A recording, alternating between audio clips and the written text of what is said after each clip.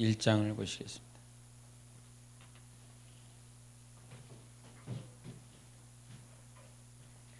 사도행전 1장 4절부터 11절까지입니다. 사도행전 1장 4절부터 11절까지를 교독하도록 하시겠습니다. 사도와 함께 모이사 그들에게 분부하여 이르시되 예루살렘을 떠나지 말고 내게서 들은 바 아버지께서 약속하신 것을 기다리라.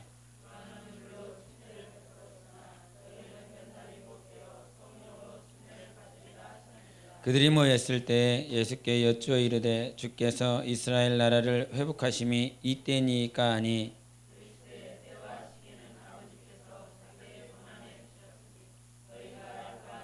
오직 성령이 너희에게 임하시면 너희가 권능을 받고 예루살렘과 온 유대와 사마리아와 땅끝까지 이르러 내 증인이 되리라 하시니라.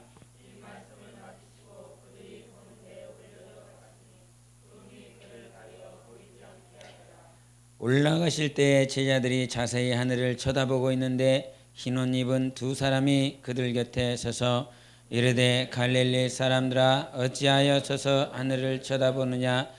너희 가운데서 올려주신 이 예수는 하늘로 가심을 본 그대로 오시리라 하였느니라. 아멘. 여러분은 이 말씀이 읽을 때 어떠십니까? 우리 8절 한번 읽겠습니다. 시작. 오직 성령이 너희에게 임하시면 너희가 권능을 받고 예루살렘과 온 유대와 사마리아와 땅끝까지 이르러 내 증인이 되리라 하시니라. 아멘.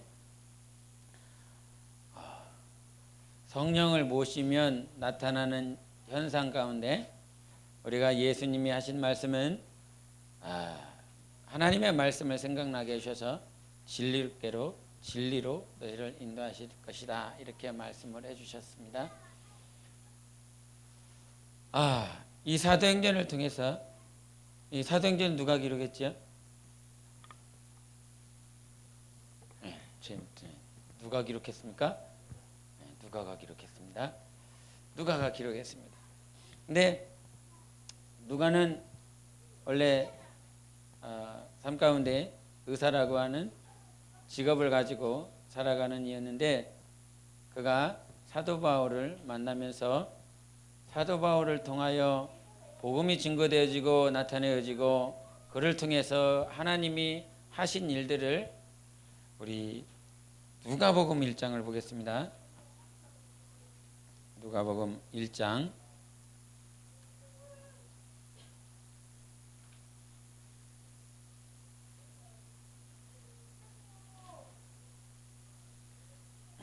1장 2절 3절 보십니다. 시작. 처음부터 목격자와 말씀에 일꾼된 자들이 전하여 준 그대로 내력을 저술하려고 붓을 든 사람이 많은지라 그 모든 일을 근원부터 자세히 미루어 살핀 나도 데오빌로 각하에게 차례대로 써 보내는 것이 좋은 줄 알았노니. 이렇게 누가복음은 누가를 통해서 주 예수께서 이 땅에 오셔서 당신이 하신 일들을 처음부터 아주 자세히 살펴보고 그것에 대한 내력을 기록했다라고 말을 했습니다. 요즘 사회에서 계속 이슈가 되고 있는 것이 교과서 문제를 이렇게 말을 하죠. 국정화 이렇게 교과서를 이렇게 만들어야 된다. 이렇게 하는 이슈가 돼서 많이 의견이 분분하고 그 가운데서 충돌도 있고, 그런데 역사가 무시가 되면, 역사가 잘못되면, 역사가 잘못된 길로 걸어가면 그것은 결국 패망하게 되어 있습니다. 결국 이 과거의 역사를 보면 과거 역사가 그 나라가 흥망성쇠를 걸어가는 그 길의 루트를 잘 보면 이 바벨론이 그랬고 또 이스라엘이 그랬고, 이스라엘이 북왕국과 남왕국 멸망할 그 시즌 그때쯤을 잘 보면 백성들을 챙기지 않습니다. 백성을 전혀 챙기지 않고 고리대금이 막 성행을 하고, 그 다음에 고급 관리들은 자기가 필요한 것들을 자꾸 착취하는 그런 현상들이 나옵니다. 그렇게 폭리가 이렇게 자꾸 이렇게 되면서 이제 제일 밑바닥에 있는 백성들이 착취를 당하다가 이제 위에 있는 고급 관리들이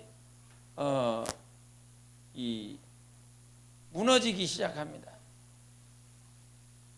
거짓이 팽배하게 됩니다. 중간에 있는 사람들이. 그래서 우리 아합 왕이나 사울 왕이 죽어나가는 그런 환경들을 보면 아합을 죽이기 위해서 400명의 선지자가 이 미혹됨으로 인해서 한 명의 진실을 말하고 있는 선지자를 대적합니다.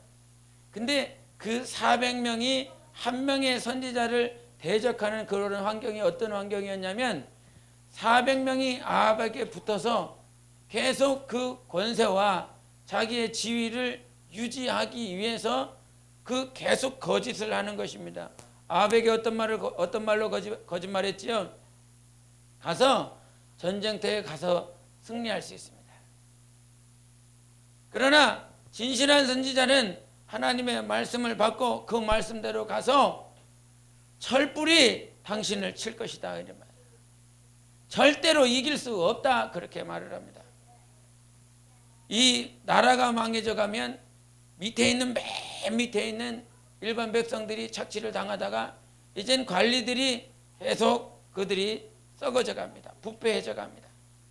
그렇게 부패해져 가면 결국은 나라는 망하게 되어 있는데, 성경이 만약에 여러분 이 성경을 믿습니까?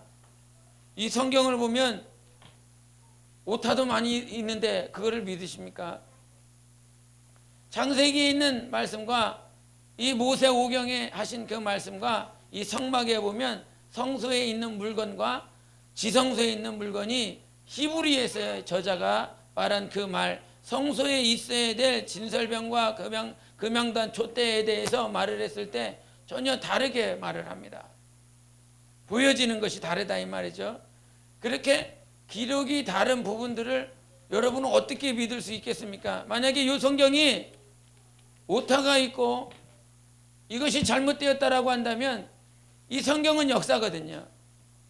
성경은 하나님께서 기록되었던 그 기록이 누군가에 의해서 기록되어졌고 또 누군가에게 구전되어졌고 그 구전을 들은 자들은 다시 기록하였고 그 기록을 남겼다가 그 기록을 다시 한번 사본으로 남겨야 되는 계속 기록의 연속이었습니다. 그래서 성경을 보면 어느 순간 딱 읽다가 보면 이 중간에 몇 절 바로 옆에 없음 이렇게 하잖아요. 하나님의 말씀이 어떻게 없을 수 있어? 우리가 에디오피아 내시가 그렇게 한 이사야 말씀을 읽고 있었을 때 빌립이 그에게 가서 이사야 선지자의 말을 계속 해석을 해줍니다. 그렇게 해석을 해줄 때 동일하게 그 가운데서도 어떻게 빌립이 갑자기 에디오피아 내시에게 침례를 줘버렸을까? 우리 성경에는, 이 한글 성경에는 그 중간에 나오지 않아요. 어떻게 침례를 주지? 그래서 거기서 잘못 행해지는 것이 무엇이냐면 지금 당장 교회에 나온 처음 온 사람들에게 침례를 줘버린다는 거죠. 빌립이 에디오피아 내시에게 침례를 줬으니까, 처음 만나서 침례를 줬으니까 이제 막 교회의 문을 들어온 사람에게도 그렇게 오자마자 침례를 준다 이렇게 해도 되지 않겠느냐 말을 하지만, 이 그 없음이라라고 하는 사도행전 8장에 이 없음이라라고 하는 그 없음의 말씀에 무엇이 있었냐면 이사야 선지자의 말씀을 해석해주고 가르쳐주니까 에디오피아 내시가 하는 말이 그러면 예수가 하나님의 아들이시구나, 예수가 그리스도시구나 이렇게 고백을 한다는 사실입니다. 그 고백이 이루어지고 나서 빌립이 에디오피아 내시에게 침례를 주는 모습들이 나옵니다. 그래서 이 그런 없음이라라고 하는 성경에 말이 있다 이 말이죠. 그런데도 불구하고 우리는 이것이 하나님의 말씀이다라고 하는 이 말씀을 어떻게 믿을 수 있느냐라고 하는 것입니다. 그런 믿음은 고린도서에도 말씀한 것처럼 오직 성령으로만 믿을 수 있는 것입니다. 성령으로만.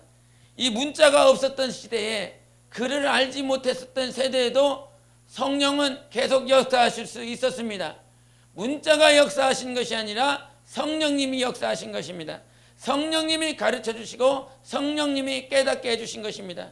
그래서 문자의 문제가 아니라 성령님의 역사하심의 문제다라고 하는 것이죠. 그렇게 성령이 역사하시는 그 역사 가운데서 제가 정말 오늘 여러분에게 드리고자 하는 말, 여러분에게 성령으로 하나님의 깊은 뜻 가운데 명령하고자 하는 건, 우리가 반드시 하나님 앞에 설 것입니다. 누구나 하나님 앞에 설 것입니다. 여러분 각자 다 쓸 것입니다. 나도 쓸 것이고 내 자식 녀석들도 다 하나님 앞에 설 것입니다.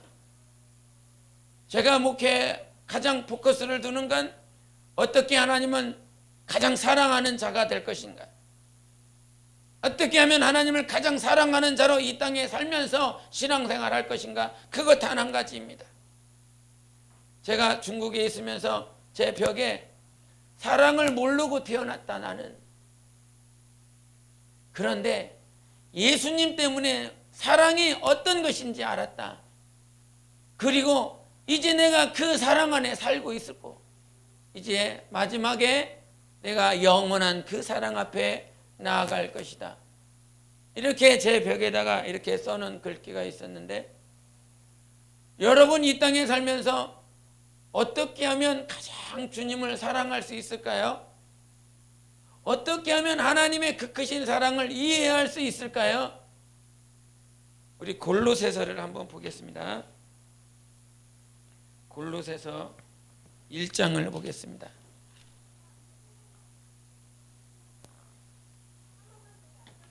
(324페이지) 신약에 있습니다. 1장 9절 10절 같이 11절까지 봅니다. 시작.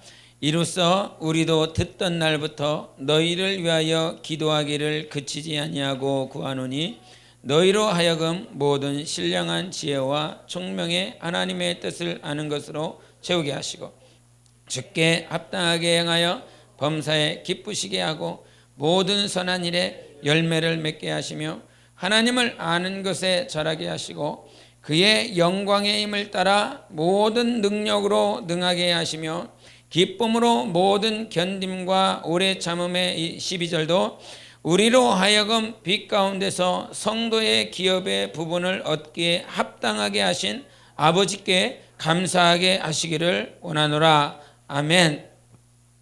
여기서 9절과 10절에 공통적으로 나오는 말씀이 무엇이냐면 안다라고 하는 표현입니다. 안다, 지혜를, 계시를, 하나님의 뜻을 안다, 이렇게 말을 했고, 10절에서는 하나님을 안다 이렇게 말을 합니다. 하나님을 안다. 여러분은 하나님을 얼마나 아십니까? 신앙생활은 하는데 하나님을 얼마나 아느냐 이 말이죠. 우리가 하나님 앞에서 신앙생활하면서 정말 이루어야 될 것은 있는데, 그것이 무엇이냐면 하나님이 나를 얼마나 사랑하는지를 아셔야 됩니다. 오늘 찬양하면서 주의 손에 나의 손을 포개고 주님의 발에 나의 발을 포개요, 이 말이 무슨 말입니까? 예수님께서 십자가에 못 박히신 그 손에 내 손을 같이 포개요, 나도 못 박히겠다라고 하는 뜻이고, 주님의 발에 내 발을 포개어서 그 십자가에서 나도 주님처럼 죽을 것이다. 그러나 내 손과 발이 주님과 함께 포개어져서 죽는다 할지라도 주님이 살아나신 것처럼 나도 살아날 것이다. 나도 일어날 것이다. 그것이 찬양이거든요. 그것이 믿어지십니까? 내 손과 발을 십자가에 포개어서 주님과 함께 죽고 우리는 반드시 일어날 것입니다. 반드시 살아날 것입니다. 근데 중요한 사실은 이것을 믿느냐라고 하는 거예요. 아느냐라고 하는 거예요. 에베소서 4장 13절에 보면 믿는 것과 아는 것에 하나가 된다 이렇게 말씀하셨습니다. 아는데 아는 만큼 행하십니까? 라고 하는 것을 물어보면 얼만큼 아는 거는 많은데 얼만큼 행하고 있습니까? 이거요 너무너무 중요하거든요. 아는 것은 많은데 행함이 없는 신앙에 대해서 야고보가 강력히 권면했습니다.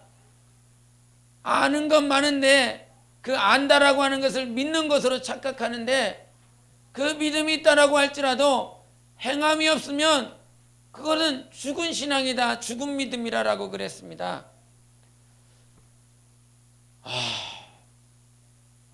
시간이 가면 갈수록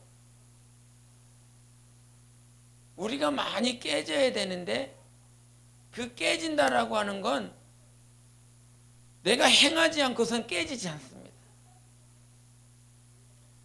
행하지 않고는 부서지지 않습니다. 신앙생활을 하면 할수록 주님은 우리를 깨트리시고 부시는데 내가 안 깨지려고 그래요. 그냥 고이 자기 자신을 쌓아놓으려고 그럽니다. 진짜요? 이게 크리스천들이 얼마나 많은지 몰라요. 왜냐하면 무엇인가 행하다 보면 그 행함은 그냥 우리 교회 안에서만 행해지는 것이 아니라 공동체 안에서만 행해지는 것이 아니라 아까 1장 8절에도 말을 한 것처럼 이렇게 점진적으로 증거되어지고 세상을 향해서 땅끝까지 이렇게 나가는 것이 성령을 모신 자들이 당연히 되어지는 수순입니다. 그렇게 그냥 되어지는 거예요. 성령을 모셔드리면 내가 그렇게 되어집니다. 그러한 마음이, 그러한 열정이, 그러한 욕망이 우리 안에 그렇게 되어지게 만드세요, 성령님이. 그래서 성령을 모셔드린 사람은 이 안에서 자꾸 올라오는 것이 무엇이냐면 나도 저렇게 살아야 되는데 저렇게 살지 못하는 것, 그것 때문에 고민하고 갈등합니다. 예? 그냥 하나님의 말씀을 내 가정의 테두리 안에서 그렇게 살아야지. 그것도 중요한데요. 그것도 중요해요. 그렇게 살지 못해서 힘들고 어려우니까. 근데 조금 요거는 센 말을 하는 거예요. 좀 센 말을 하는 거예요. 이거를 가정 안에서만 이렇게 이루어지는 그것이 아니라 내가 복음을 증거하러 나가는 사람인가라고 하는 것을 한번 생각해 보시기 바랍니다. 교회가 여러분 나가셔서 전도지 돌리세요. 무슨 사업장에 사장이 가서 저희 사는 곳에 이렇게 빌라라고 해야 되나? 원룸에 보면 1층에 임대가 아직 안 나왔고 이렇게 매번 이렇게 오토바이를 타고 가시는 분이 있어요. 오토바이를 타고 가면 그분이 명함을 막 이렇게 뿌리고 갑니다. 그럼 뿌리고 가면 그 명함이요 며칠 지나고 나면 이렇게 깔렸어요. 이렇게 깔려 막 대출 받으라고 막 그래갖고 며칠 뒤에 이렇게 막 씻고 이렇게 정리해야 되는 그런 모습들이 있는데, 우리가 신앙생활을 하면서 밖으로 나아가지는 그런 열정이 우리 안에 성령님이 그렇게 만들어 나가셔야 되는데, 사장이 가서 명함 뿌려라, 가서 전도지 뿌려라, 이렇게 해서 순종해야지, 뭐 세상 사장한테는 복종이겠죠. 그렇게 해서 뿌려댑니다.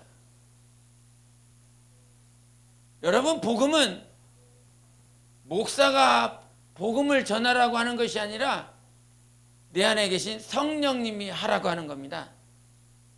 절대적으로 성령님이 시키는 거예요. 우리가 복음을 전하며 이렇게 살아야 되는 것은 주님께서 마태복음 28장에 말씀하신 것처럼 그렇게 하는 거예요. 해야 되는 거예요. 그러면 아는 만큼 하고 있나? 내가 들은 만큼 하고 있나? 정말 이 땅에서 주님을 위하여 살면, 예수 그리스도를 위하여 살면 저 하늘나라에서 하나님께서 영광으로 갚아주신다라고 하는 사실을 믿으시지요?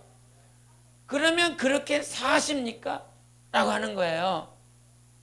정말 내가 주님을 위해 살면 주님의 약속은 반드시 이루어져서 오늘 골로새서 1장 22절에도 말씀하신 것처럼 영광으로 하나님께서 우리를 상속해 주실 것이다 라고 말씀하셨는데, 우리는 입으로는 설교를 들을 때는 아멘하고 믿는다 그럽니다.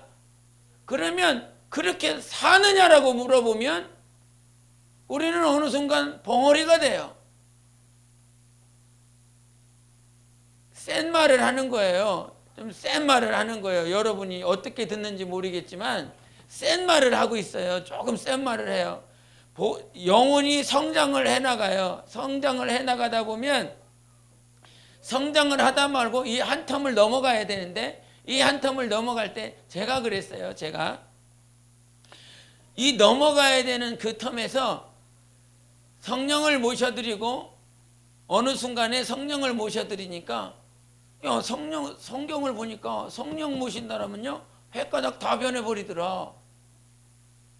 우리 마태와 마가와 누가복음, 요한복음까지 이렇게 예수님의 제자들을 보면 다 갈릴리에 있습니다. 자기의 동네에 있어요.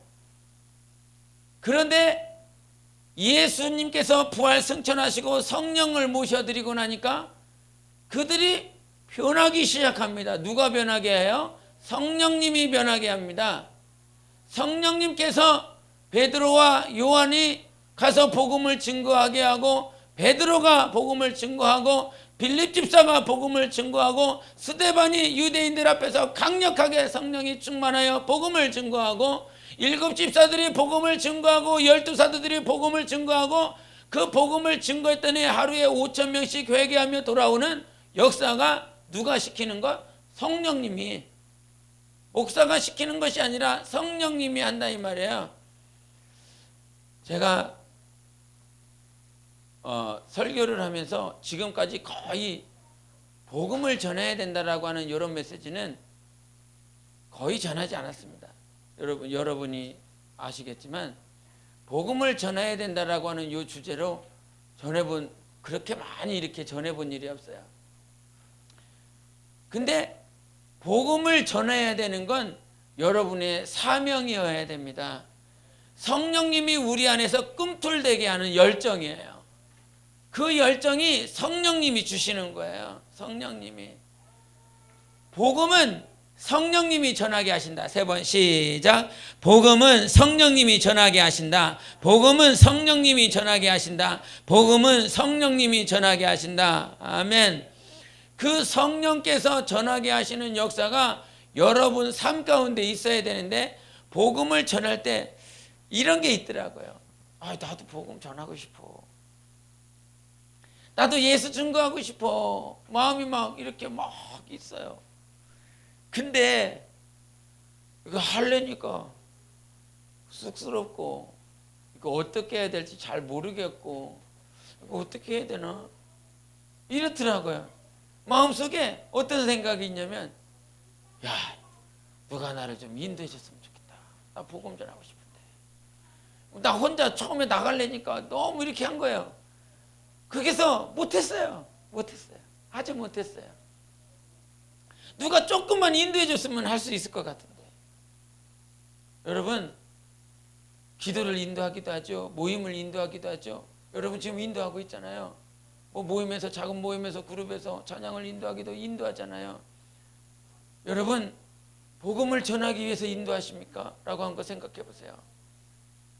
예수 그리스도를 증거하고 나타내기 위해서 내게 맡겨주신 영혼들을 그 복음 전하는 길로 인도하고 나가고 있는가?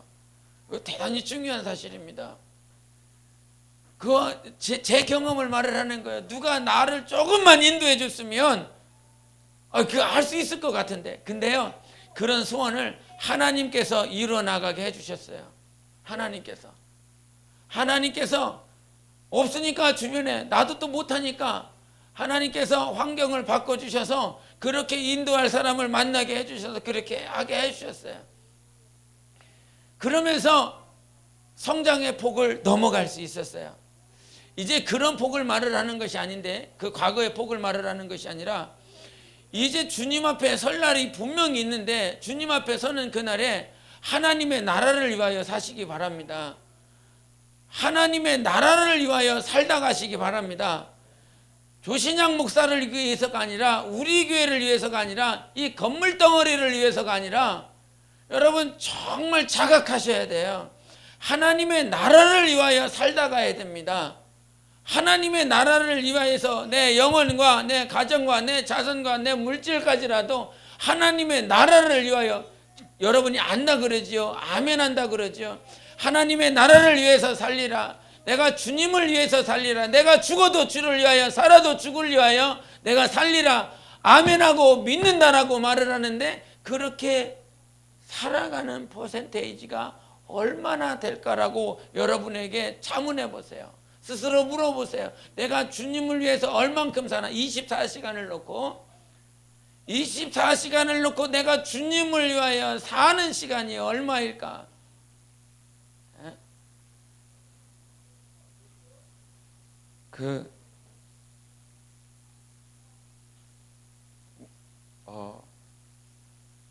제가 학교에서 11월 9일 날 저 혼자 놀러 갑니다.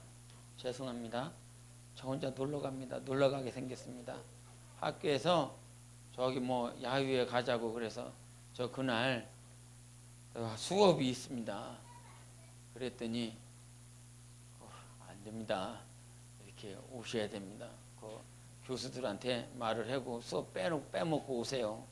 그러면서 수업 빼가면서 그렇게 됐는데, 그래서 이제 대학원 얘기를 잠깐 그 호대에 있는 제가 그 교수한테 이렇게 말했어요. 제가 이렇게 해서 가게 생겼다고. 그 대학 이렇게 신학 대학원이죠. 그냥 목회 대학원이죠. 그렇게 해서 가게 됐습니다. 그랬더니 오늘 새벽에 연락이 왔더라고요. 그 교수님한테. 그게 일반 신학 대학원입니까? 아니면 목회 대학원입니까? 목회 대학원은 목사 하시는 분들이 짧게 간단하게 단기간에 하는 그 대학원 코스고, 일반 신학 대학원은 그 일반 신학 정말 대학교처럼 하는 그 대학원이고. 그래서 대답을 했죠. 목회 대학원입니다. 근데 주님이 허락하시면 일반 신학 대학원도 이렇게 주님이 허락하시면 계속 하려고 합니다. 이렇게 했어요. 그랬더니 메시지가 오기를, 제가 기억력이 안 좋아서 학문적 성취도를 뭐라고 그랬는데 하면서 계속 공부를 하시는 게 좋을 것 같다고 생각을 했는데, 그렇게 공부를 중도에 이제 목회 대학원 다니면 일반 신학 대학원 안 다니게 되니까 그렇게 생각을 해서 계속 다녔으면 좋겠다 그러면서 메시지가 왔더라고요. 그 메시지가 주요 포인트가 뭐냐면, 공부를 잘 하시는데 계속 해라는 겁니다. 지자랑하고 있는 겁니다. 지금 지자랑하고 있는 거야. 공부를 잘 하시고 열심히 하시는데 계속 하시는 것이 낫지 않겠습니까? 요 얘기인 거예요.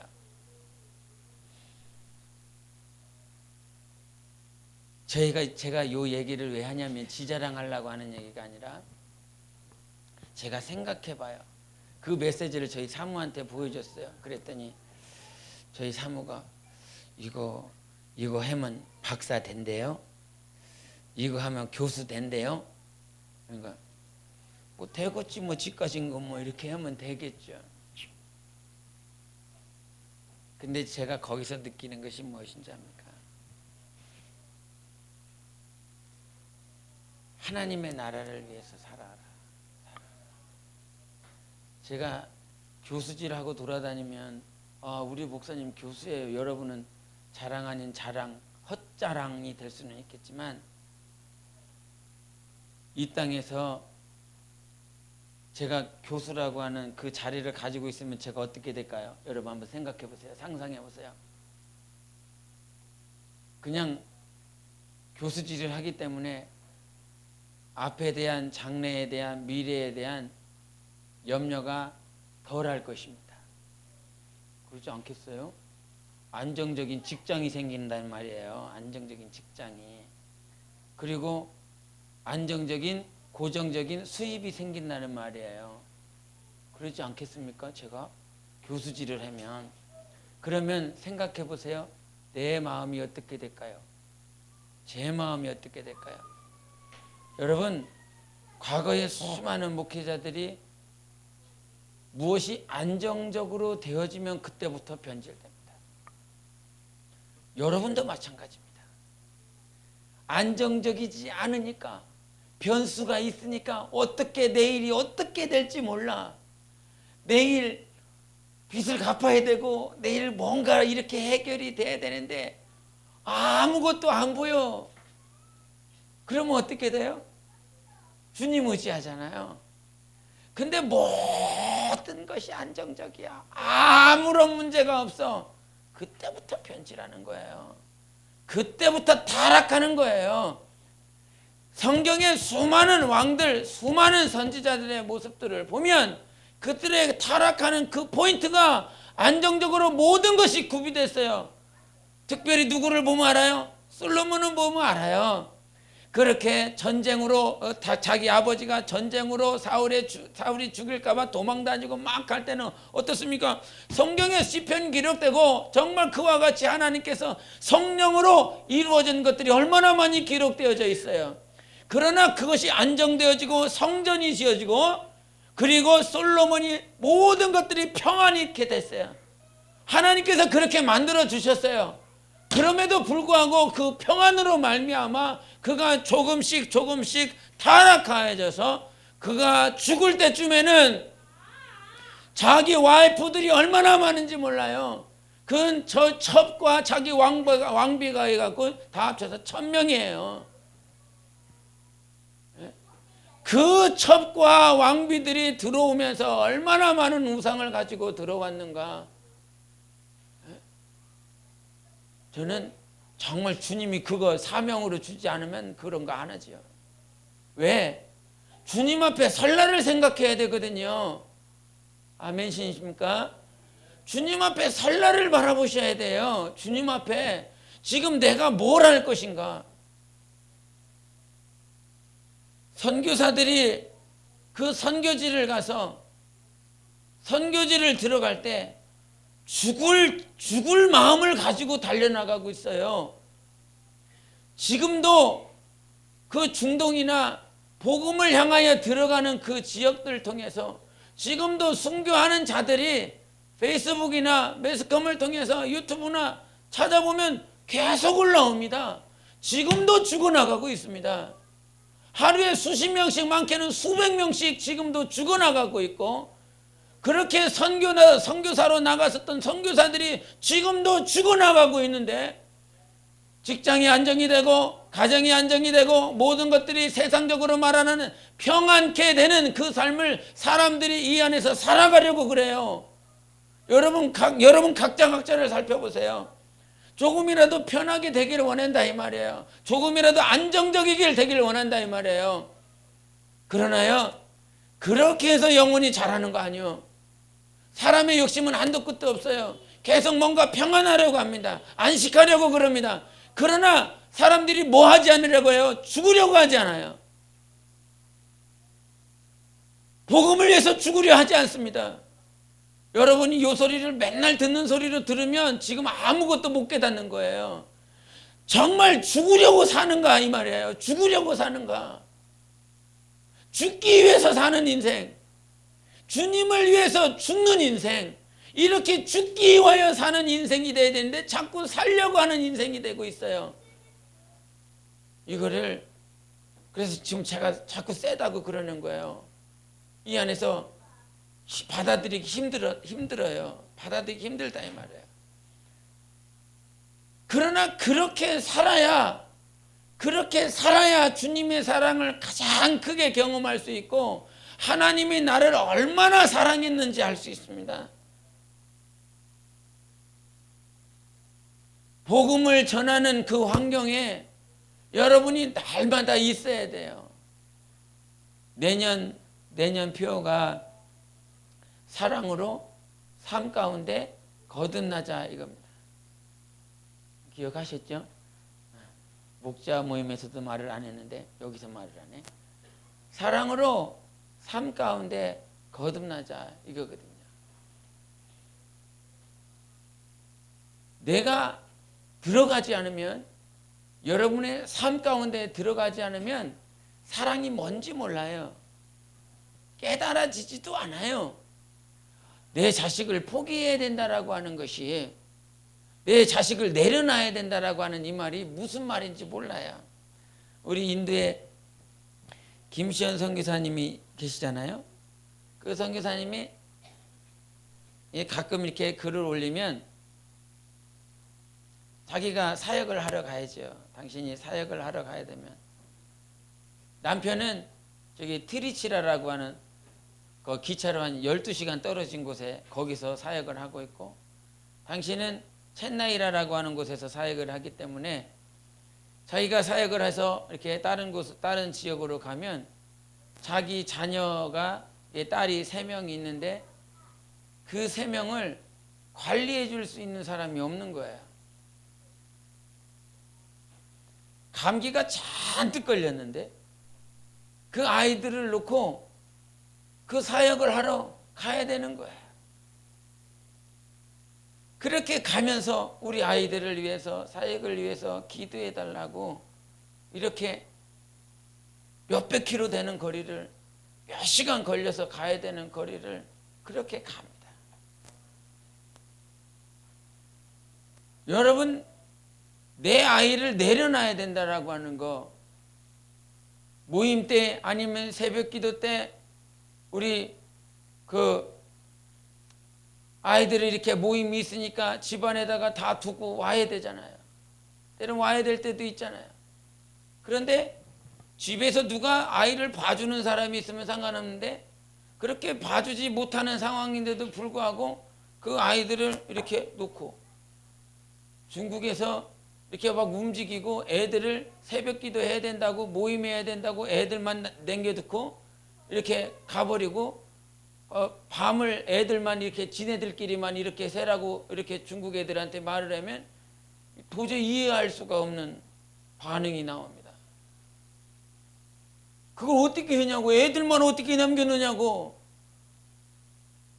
근데 그렇게 놔야 되는 상황인 거예요. 내려놔야 되는 상황이고, 왜 그렇게 해야 되니까, 움직여야 되니까, 그렇게 주님이 원하시는 일들을 또 감당해야 될 부분이 있으니까. 신앙은요, 그 성령을 모셔드린 자가 예수를 증거해야 된다라고 하는 요 사실에 여러분이 얼마나 사명으로 다가오고 있는지 모르겠습니다. 그렇게 돼야 변화됩니다. 정말 받아들이기 힘들고 감당할 수 있을까라고 하는 이 마음과 생각의 갈등들이 막 있을 겁니다. 그러나 그 발을 내딛게 하시는 분이 하나님이세요. 내가 죽지 않으면 절대로 그렇게 되지 않습니다. 내 자식을 내려놓지 않으면, 내 삶을 내려놓지 않으면 그렇게 되어지지 않습니다. 반드시 죽어져야 돼요. 반드시 자기 자신을 포기해야 돼요. 복음을 증거하는 것이 그냥 복음을 증거해야 되는다 이 말이 아니라 이건 반드시 해야 되는 거예요. 반드시 해야 되는 겁니다. 반드시. 그것이 내가 얼마나 자랐느냐, 적게 자랐느냐, 그거와 상관없이 주님께 기도하시기 바랍니다. 정말 성령님께 기도하시기 바랍니다. 저는 여러분 영혼을 오늘도 기도하면서, 주님 어떻게 해야 날마다 이 영혼들이 자라날 수 있을까요? 정말 영혼들이 자라나게 하는 그것, 제가 성령님께서 가르쳐 주셔서 첫째 계명과 둘째 계명에 대해서 이 부분에 대해서 말했던 것처럼 첫째 계명 안에 머물러 있으면 절대 성장 없습니다. 절대 주님 닮아갈 수 없습니다. 내가 어떻게 하든지 복음을 전하고 주 예수를 증거하는 그 삶 가운데 있을 때에 여러분이 자라날 수 있습니다. 복음은 증거되어져야 됩니다. 반드시 땅끝까지 복음이 증거되어야 됩니다. 제가 오늘 우리 신동훈 집사님이랑 같이 차를 타면서 이렇게 신방 예배에 가면서 이제 이렇게 찬양 전도할 때 이렇게 Y자로 거치대 놓고 이렇게 세로로 이렇게 글귀 쓰는 거 이거 하고 이렇게 사이드 두고 이렇게 플랜카드 이렇게 한다 이런 말을 이렇게 하길래 저는 마음속으로 하나님께서 그렇게 뱉어지게 하시더라고요. 이 찬양 전도팀을 50개 팀을 만들면 어떻게 될까 이런 생각을 해봤습니다. 우리가 성인만 나가면 한 15명 나갑니까? 그 정도 나갑니다. 15명 되는 그 한 팀을 50개 팀을 만들어서 천안에다가 뿌리면 어떤 역사가 일어날까요? 50개 팀. 별로 아멘하고 싶지도 않고 먼 나라 얘기 같고 남의 나라 얘기 같아서 와닿지 않나 본데 50개 팀을 천안 전 지역에 뿌려서 그날 동시에 찬양의 역사로 우리 주님 믿으라고 예수 믿으라고 하면 우리 주님이 얼마나 기뻐하실까.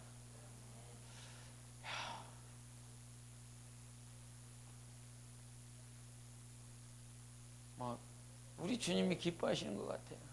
우리 주님 50개 팀을 지나가는 사람 조금 전에 저기서 찬양하고 있었는데 몇 킬로 지나지 않았고 이 사람 또 하고 있네. 여기 또 하고 있네. 천안 뒤집어집니다. 뒤집어집니다. 예수 때문에 천안이 되는 거예요. 예수님 때문에. 하늘 안에 평안케 되는 역사가 예수님 때문에 되는 거예요. 주님이 어떻게 이루어 나가실지 모르지만 소망합니다. 꿈꿉니다. 우리 주님을 기대합니다. 50개 팀을 쌍용동에다가 구성동에다가 청수동에다가 청동동에다가 주정동에다가 구룡동에다가 어디다가 다 박아놔. 그날 그때 땅 내서 복음을 증거하고 찬양을 하기 시작해. 벅차지 않습니까? 주님이 어떻게 일어나갈지 모르지만 50개 팀이면 15명씩 만들면 750명 나오잖아요. 그러면 우리 교회가 750명 돼야 된다 이 말 하는 거 아니에요. 다 파송을 보내요. 교회를 세워서 그 교회에서 또 15명 만들고 또 만들고 또 만들어서 그렇게 연합이 돼서 그날 그 시에 주님이 세운 교회들을 통하여 그렇게 세워나간다 그러면 정말 얼마나 기뻐하실까요? 여러분, 복음을 증거하는 것이 정말 복음을 전해야 된다라고 하는 것은 알지만 이 안에 기대, 이 안에 소망, 이것이 자꾸 충돌이 되니까 어렵지 않습니까? 그러나요, 소망합니다. 하나님께서 우리 교회를 통하여 50개 팀이 될지 100개 팀이 될지 그러한 어떤 역사가 어떻게 벌어질지 모르겠지만 성경에 말씀하셨습니다. 하나님께서 천사를 보내서 이 한낮을 통하여 거두어들이라 마지막 추수하리라 하셨습니다. 그 마지막 추수하는 일에 여러분이 사용받기를 간절히 축원합니다. 그렇게 사용받을 수 있는 통로가 되기 위하여 우리는 성장해야 되는 것입니다. 우리는 정말 주님의 뜻을 이루는 일에 복음을 선교하는 그 선교사로 보낼 수 있는 교회로 성장해야 되고 선교사를 후원할 수 있는 교회로 성장해야 되고 이 땅 안에서도 복음이 증거되어지고 하나님의 나라가 세워지는 그러한 교회로 성장해 나가야 되는 것이에요. 그래서 이렇게 성장하고 싶지만 우리가 성장하지 않으면 그건 안 되는 겁니다. 주님의 나라가 선포되고 주님의 나라가 확장되어지는 일을 우리가 소망하지만 주님의 나라가 뭐라고 그랬습니까? 나라가 여러분이라고 그러지 않습니까? 하나님의 나라는 여러분이라 그랬습니다. 여러분이 성장하지 않으면 하나님의 나라는 확장되지 않습니다. 새 예루살렘은 여러분 영혼이 성장하고 주님을 닮아갈 때 가능한 것입니다. 가능하다. 그래서 우리는 그걸 소망하는 거예요. 영혼이 자라나는 거, 하나님의 나라가 확장되어지는 거, 하나님의 나라가 성장하고 성숙하는 거. 마찬가지로 정말 이 천한 땅에 하나님께서 이 땅에 하나님께서 교회를 세우라고 그랬으니까 이 땅에 50개가 될지 100개가 될지 정말로 주님을 고대하며 하나님 그와 같은 나라를 세우기 위하여 우리가 헌신하기 원합니다. 아멘. 정말 주님의 나라를 세우는 일에 여러분이 헌신되어질 수 있는 성장이 있기를 예수 이름으로 축원합니다. 우리는 그렇게 주님 앞에 서야 되는 거예요. 하나님 앞에 설 날을 바라보면서 하나님 앞에 설 때를 바라보면서 우리가 주님의 때를 바라보면서 살아야 되는 거예요. 우리 요한복음 4장에 보면 여러분이 다 아시다시피 사마리아 여인이 나오지요. 그 사마리아 여인이 나왔을 때에 당신들은 예루살렘에서 예배를 드려야 되고 우리는 이 그리심산에서 예배를 드린다라고 그럽니다. 그 말인즉슨 무슨 말이에요? 어디서 예배 드려야 되느냐고 그렇게 물어봐요. 근데 주님이 뭐라고 말씀하십니까? 모르는 거 찾아가시고 주님이 뭐라고 대답하셨죠?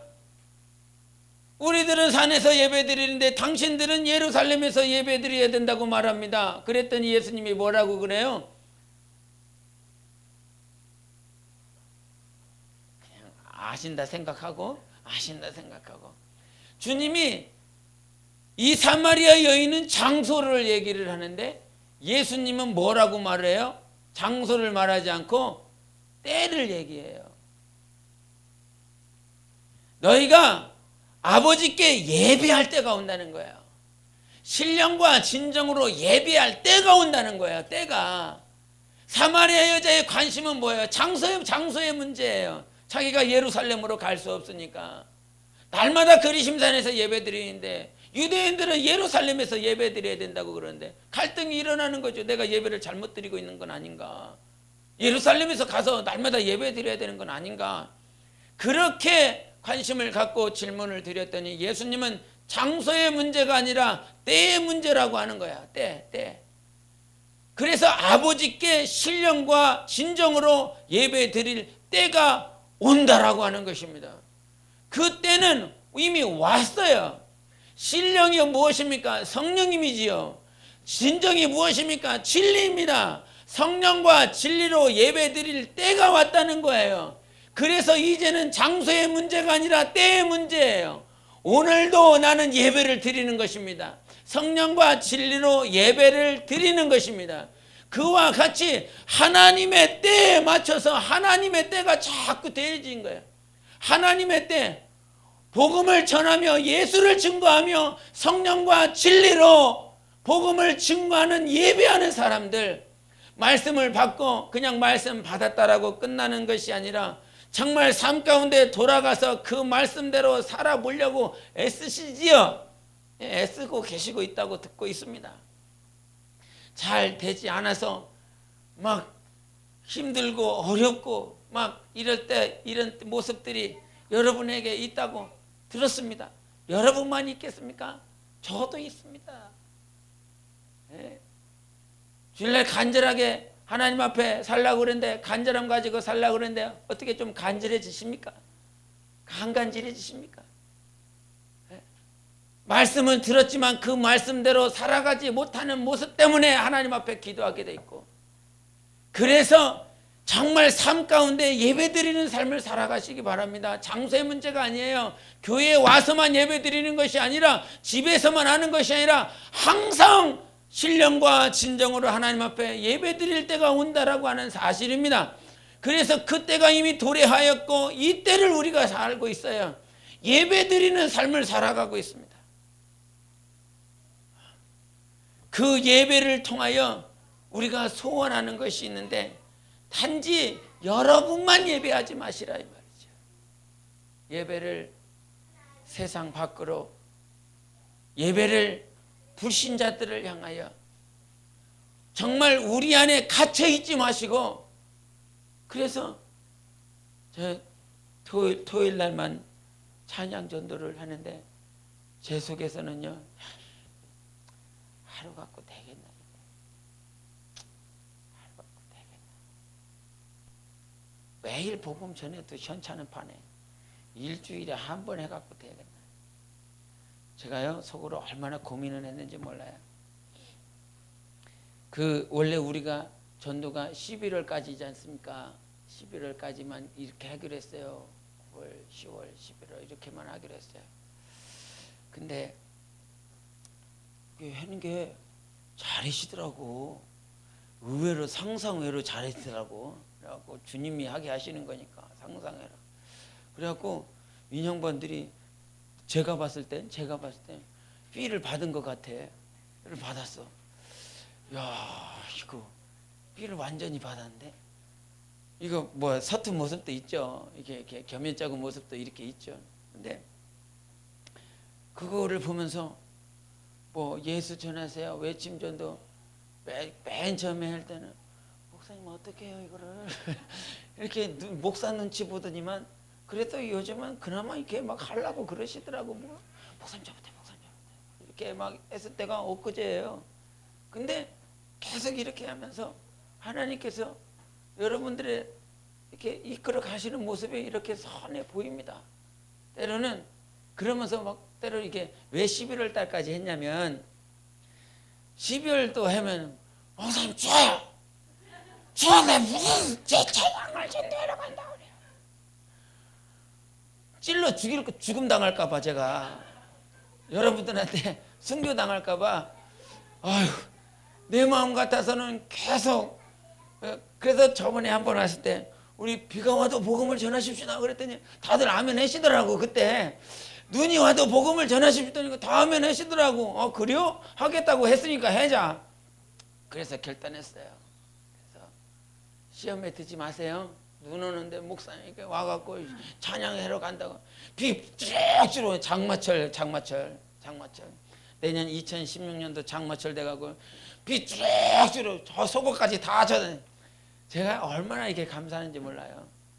과거에 교회학교, 제가 그거를 느껴요.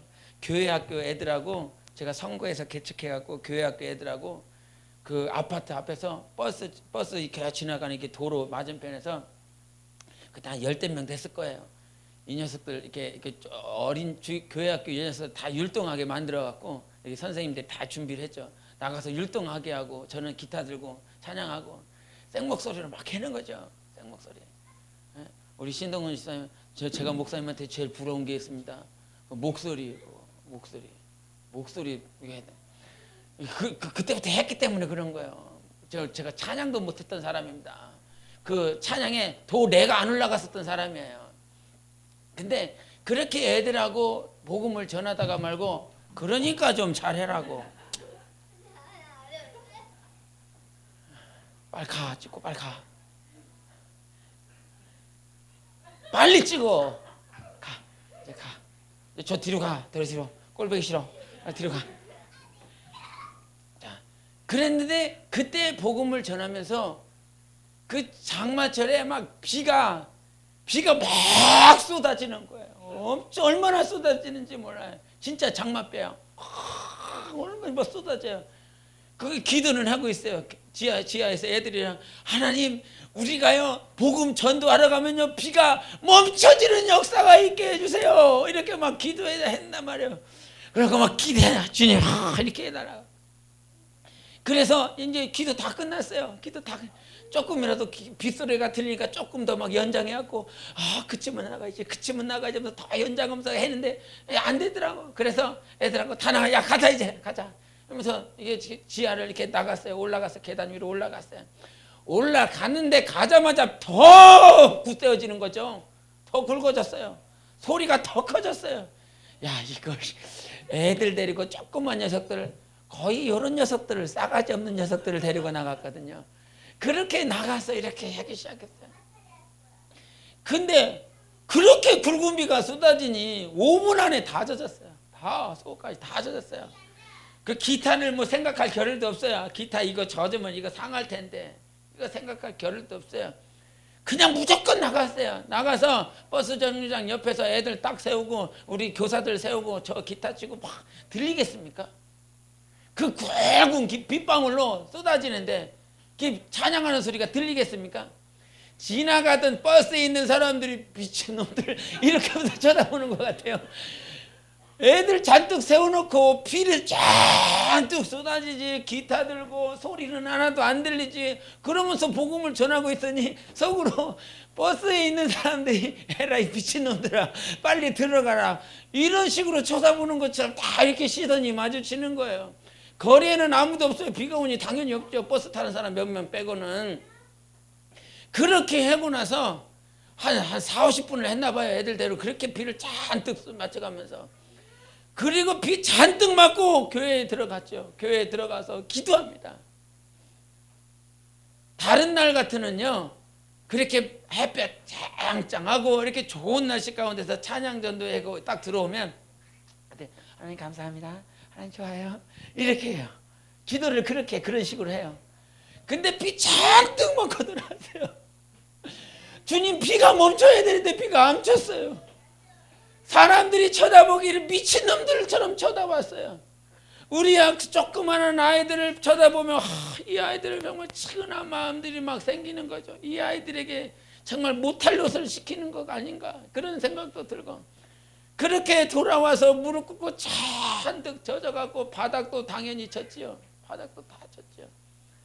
우리 기도하자. 기도의 시작하니 다 폭포수죠. 다 눈물을 그렇게 대성통곡하면서 기도 안 해요. 그렇게 막 힘들고 비 잔뜩 맞고 미친놈이란 미친년이라는 그런 시선과 그런 암묵적인 시선을 쫙 받고 돌아와서 생고생했으니까 시험 들 줄 알았어요? 여러분 같았으면? 예? 여러분 정도의 실력이었으면 다시 목사 때문에 오늘 비 잔뜩 맞고 들어왔다 이렇게 그런 소리. 근데 그러지 않았어요. 환경은 열악하고 미친년놈의 그라는 시선을 받고 돌아왔는데 주님의 사랑을 알아요. 기도할 때 하면서 이렇게 비가 오는데 미친놈 미친년과 같은 그런 소리를 들었는데 주님 제가 복음을 전할 수 있었습니다. 복음을 전할 수 있도록 하나님께서 허락해 주셨습니다. 그거 하면서 들어가고 막 굶어서 기도해요. 저는요 여러분을 볼 때마다 그때 일을 생각해요. 찬양전도 할 때. 그때 조그마한 녀석들을 그렇게 전도하고 나서요 엄마 아빠한테 소문이 다 들어갔습니다. 왜 안 들어갔겠습니까? 그 소문이 다 들어갔고 에라이 다 와! 그래갖고 복음 전하고 나서 파토 났습니다. 복음 전하고 나서 부흥의 역사가 다 꺼져 버렸습니다. 나오던 아이들이 안 나옵니다. 그래도 전할래? 그거라는 거죠. 하나님이 원하시는 것은 숫자를 많이 채우는 것에도 역사가 있지만 하나님은 우리가 자라나기를 원하십니다. 그렇게 하나님 앞에 성장하고 성숙되어지기를 원해요. 내가 복음을 전했는데 복음 전해놨더니 정말 모든 환경들이 악한 환경이 됐어. 그런다 할지라도 하나님은 그 복음을 통하여 우리가 자라나는 역사를 허락하십니다. 그때 그 조그만한 녀석들이 여러분들로 그냥 변한 거예요. 그 조그만한 아이들 그렇게 3학년, 4학년, 1학년 했었던 그 아이들이 그 아이들을 하나님께서 여러분으로 대체시켜 주신 거예요. 저는 볼 때마다 그때 그 아이들이 어디가 있는지 모르지만 그때를 기억할 것이다 저는 확신합니다.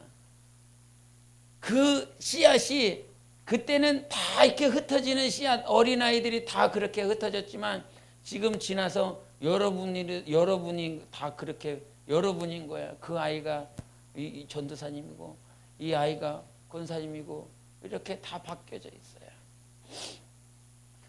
이렇게 복음을 전하며 살아갔을 때에 여러분 5년 뒤, 10년 뒤를 소망하시기 바랍니다. 여러분의 영혼이 성장할 것이고 하나님의 나라가 확장되어질 것입니다. 복음을 전하는 건 우리에게 사명이어야 됩니다. 반드시 하나님의 나라는 확장되어지게 되어 있어요. 그 일에 우리 교회가 사용받으십시다. 정말 주님이 원하시는 몸된 교회로 성장하십시다. 여러분이 죽어나가시기 바랍니다. 정말 죽으시기 바랍니다. 저는 하나님께서 그래서 그거예요. 내가 교수질을 하려고 그러면 왜 못하겠습니까? 그 얘기를 한 이유가 내가 하면 해요. 하겠지요. 머리 안 나쁜 놈이거든요. 머리 좀 좋은 놈이에요. 주님이 이렇게 해주셔서. 그리고 열심히 하는 놈이에요. 제가 사모한테 자랑질합니다. 나 이렇게 공부한 적 없어. 이렇게 공부한 적 없어. 진짜 공부했으면 서울대 갔을 텐데 서울대 가면 예수 안 믿을까 봐 하나님께서 그렇게 하신 거예요. 근데 안정적인 삶을 버리는 이유가 무엇이냐?